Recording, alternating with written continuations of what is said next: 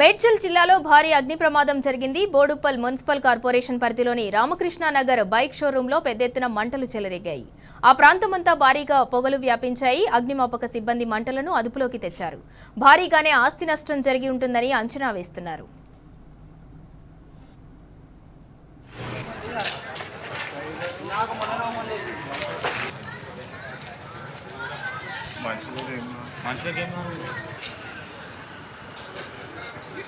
transfer problem